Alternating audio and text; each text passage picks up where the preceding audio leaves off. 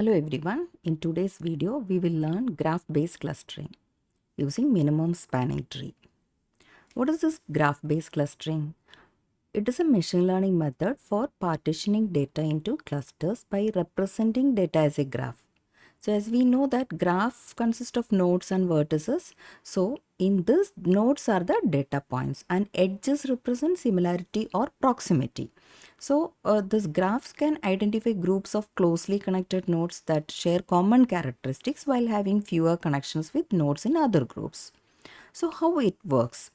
So first we have to create a graph.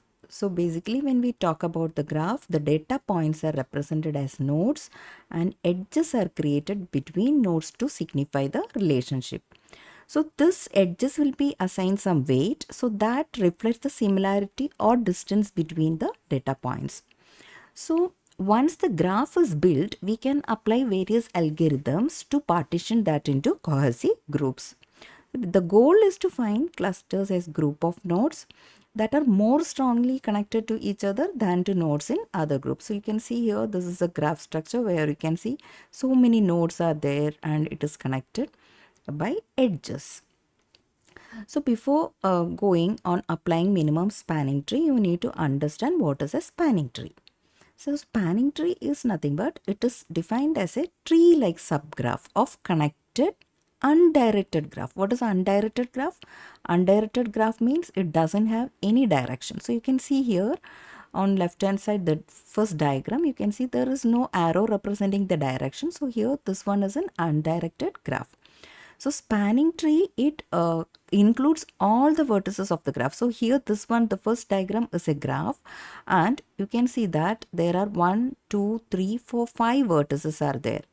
And how many edges? 1, 2, 3, 4, 5, 6, 7 edges are there. So spanning tree, it is a subset of the edges of the graph that forms the tree. A tree, and it should be acyclic. And in the spanning tree, all the nodes should be present.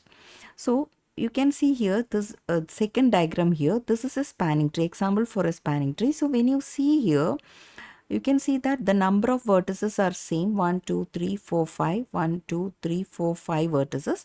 But if you see the edges, here this is a subset of the original graph. This one spanning tree is the subset of the original graph, but it consists of all the vertices. So the vertices of the spanning tree and the vertices of the graphs are equal. So and also there will be a fixed number of edges in the spanning tree and the number of edges in the spanning tree will be equal to 1 less than the total number of vertices. So here you can see how many vertices are there? 1, 2, 3, 4, 5. So 5 vertices are there. So that means you should have minus 1, that is equal to 4. So 4 edges will be there in the spanning tree. So you can see 1, 2, 3, 4. 4 edges are there.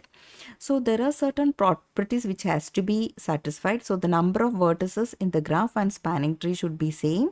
Second one is the number of edges in the spanning tree will be 1 less than the total number of vertices.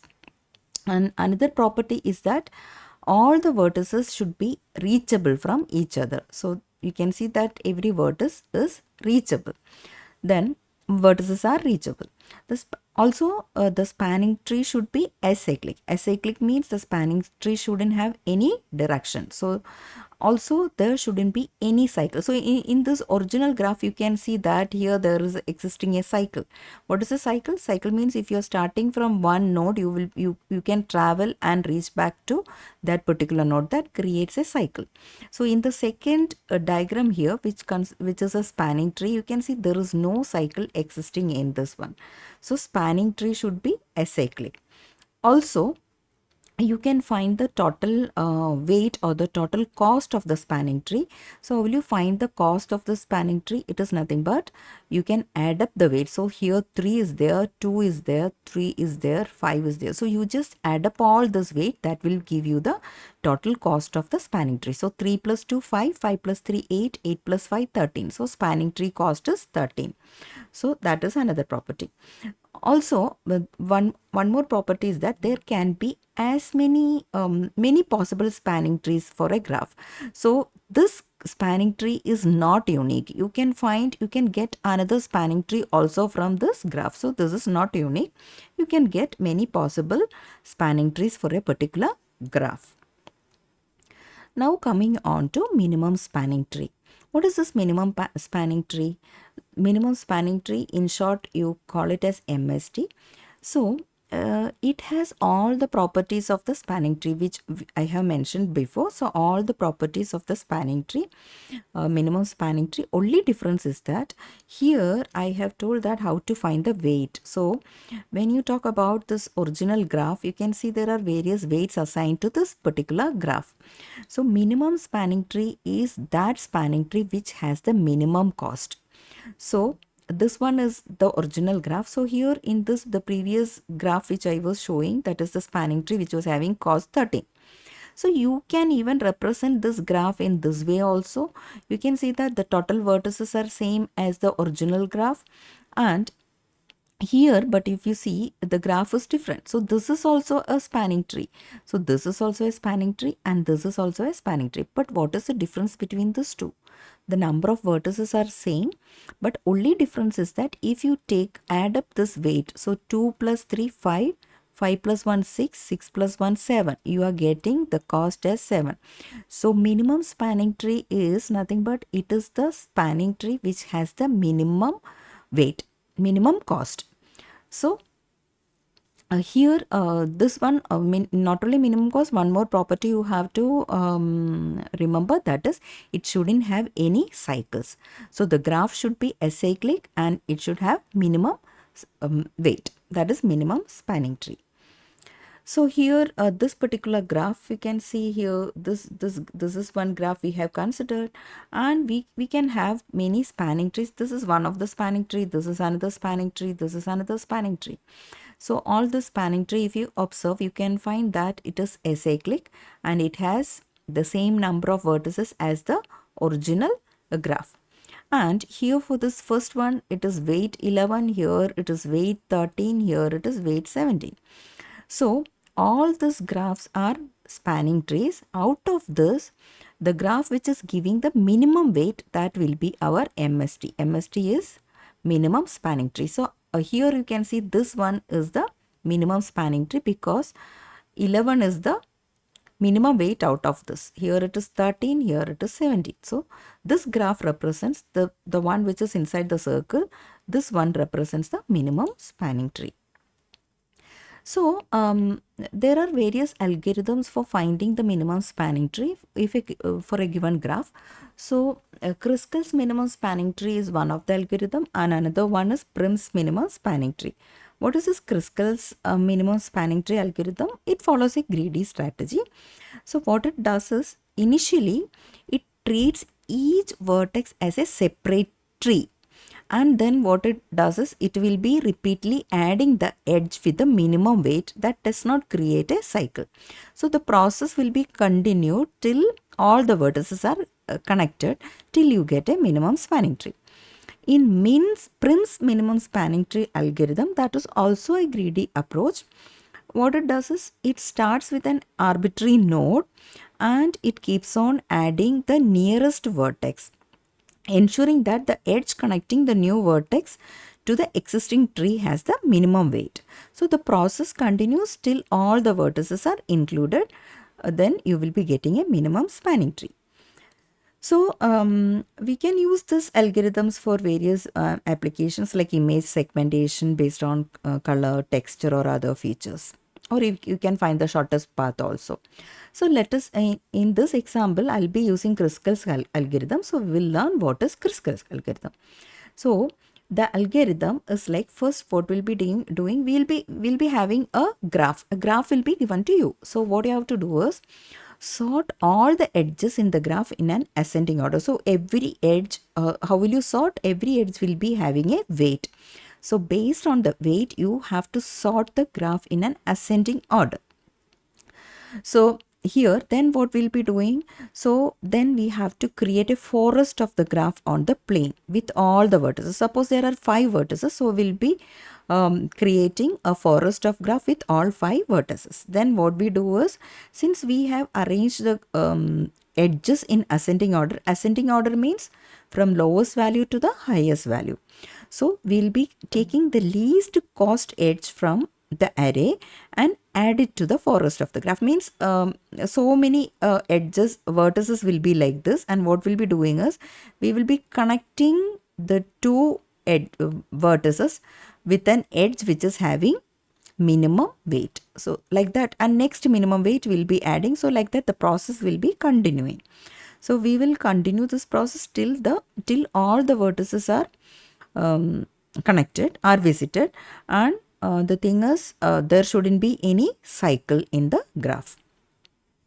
So when all the vertices are visited, then the minimum spanning tree is formed. Okay, let us take an example here. So here a graph is given. So we will be using Kruskal's algorithm for finding the minimum spanning tree. How will you find this? How will you use Kruskal's algorithm? So here in this one, you can see that every edge is marked, given a weight. So what you have to do, we have the edges, let us see AB, then we have, this is AB, then we have BD, so BD, then we have DE, like that we have so many edges. So AB is 6, BD is 5, then we have DE is 22. So similarly, you have to arrange all the edges like this in ascending order. This is not in ascending order. So if you observe this complete graph, you can see that this edge is the minimum one. So BD should come first with the weight 5. What is the next highest weight is 6, this one. So next will be AB with 6. And what is the next one? Next one will be CF with weight 9. So like this we will be completing the array. Means we have arranged all the edges in ascending order. So this is minimum and this one is the maximum. 5 is the minimum weight and 25 is the maximum weight. Now what is the next step? So we have now arranged all the edges in the ascending order. Now we have to construct a forest of the given graph. So how will you construct the forest? You have to arrange, put all the vertices. So what all vertices are there present in the original graph, that is A, B, C, D, E, F. So this many, all the vertices we have put it in onto the single plane. Now what you have to do is, now we have already created this array. So find the least one. Least one, we know that it is the edge BD, which is having the weight 5. So what we have to do is we have to connect B and D. So we'll be connecting B and D with the weight 5. So that is what is being done here. Okay, B and D. Next, once it is done, what is the next step? We have to connect the next highest edge, that is AB, which is having the weight 6. So now AB is connected. So similarly, we keep on adding all the edges which is having minimum next highest value. So like that we will be adding till you cover all the vertices. Now here the last edge from here we got it as FG, that is 12. So if you see here GF is 12. Okay, so here because the direction doesn't matter, because GF and FG it is the same because it is unidirectional. It doesn't have any direction. So undirected graph. Now here we have done, so last one FG we got it as GF, but if you go to this one, what is the next one? Next one we have AG. Can we connect it? We have to check it. So we just have to see if AG can be connected. AG, if we connect, what will happen? There it becomes a cycle. So the condition is that the graph should be acyclic. So we can't connect this.